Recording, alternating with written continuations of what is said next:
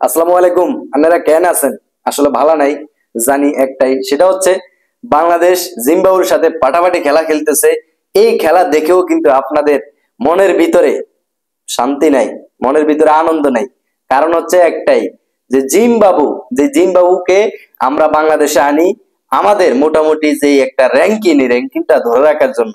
যদি জিম্বাবুর সাথে আমাদের এরকম হাড্ডাহাড্ডি ম্যাচ হয়, এরকম হাড্ডাহাড্ডি ভাবে জিততে হয়, তাহলে আমাদের আর কোন হাসি থাকে অন্তরে? এ হাসি থাকে? আপনারা যা খেলা দেখতেছেন, যেই খেলা দেখতেছেন, আমি মনে করি যে কেউর মনে কিন্তু হাসি নেই, আমি এটা নিশ্চিত।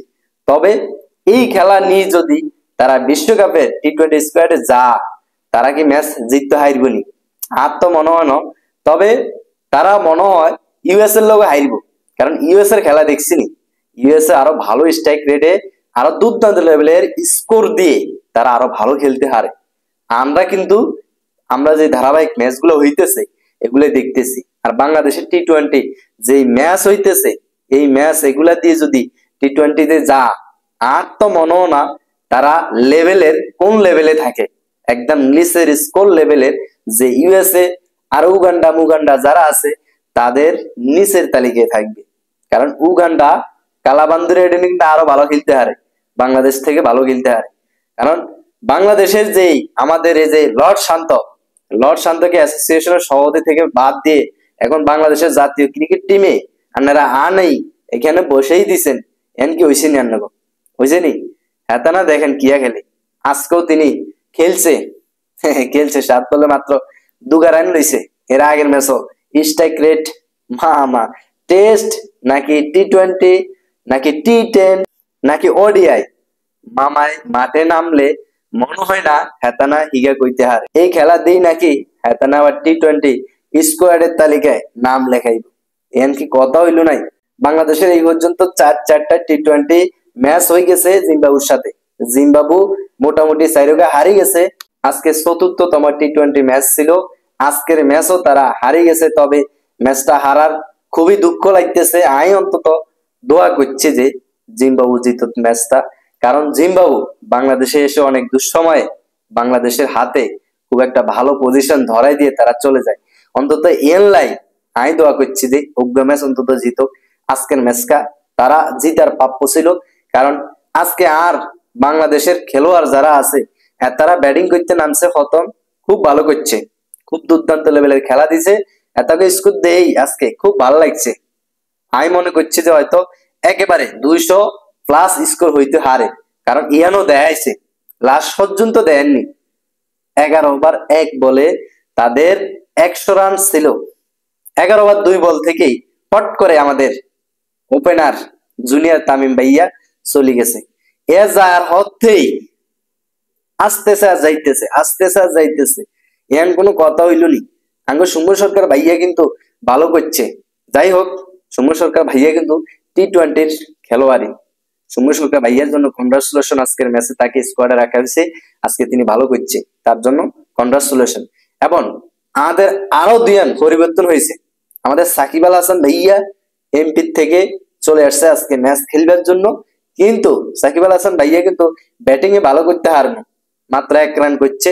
তবে সাকিব আল হাসান ভাইয়ার যে ভক্ত সমর্থন আছিল, সবাই মনে করছে যে এগুলো হিক্কি মারি দিব, ধুমা ধাক্কা একদম ফেসবুক কাঁপাই দিতে হবে, কাঁপাই দিবে সবাই। কিন্তু না, সাকিব আল হাসান ভাইয়া জিম্বাবুর সাথে 1 রান করে তিনি বিদায় নিলেন। তবে তিনি কিন্তু বোলিং এসে কাম গড়াই দিছেন, কঠিন লেভেলের খেলা দিছে। আসলে আমরা ইয়ানি কইয়াতে অলরাউন্ডার মানে অলরাউন্ডার, তার ভিতরে 2জন হতি ব্যথায় একজন হয়তো হইতে হারে সে ব্যাটিং, নাইলে হইতে হারে কে সে বোলিং। অন্তত ব্যাটিং খারাপ করছে, বোলিং দিয়ে ভালো করি, এটাই কিন্তু প্রমাণ। সাকিব আল হাসান কিন্তু দেখাই দিছে আসলে অলরাউন্ডারের মান হচ্ছে এখানে। এই যে আমাদের মেহেদী হাসান মিরাজ ভাইয়াকে বাদ দেওয়া কোনো পসিবিলিটি মনে হয়নি। এন কোন কথা?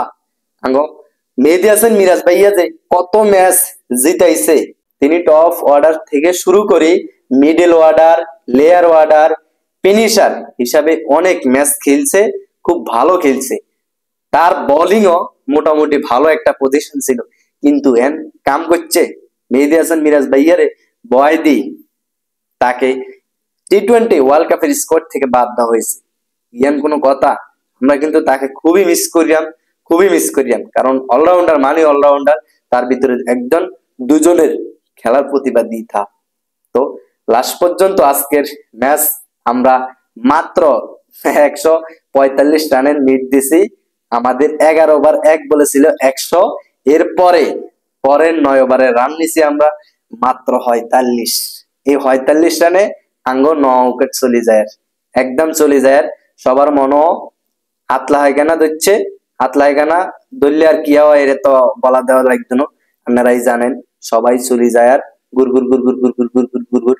এই যদি হয় তাদের অবস্থা, তাহলে টি-20 বিশ্বকাপে তাদের হবে কি অবস্থা আর বলা লাগতো না। কারণ এখানে রয়েছে Australia, England, New Zealand, India, south Africa. ভাই নাম শুনলি আজ ওকে হানি চলিয়ে, একদম হানি চলিয়ে যে মিলে তাদের স্কোর।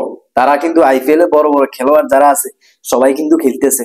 তাদের দেখলে এক এক ম্যাচ দেখলে খুবই কান্না চলিয়ে গেছে। বাংলাদেশে এরকম খেলোয়াড় কেন না জন্ম, খুব দুঃখ লাগে। যাই হোক, লাস্ট পর্যন্ত ম্যাচটা জিতছে, তবে আর দুঃখ লাগে এই ম্যাচটা কিন্তু জিতার প্রাপ্য ছিল জিম্বাবু। খুবই দুঃখ লাগে।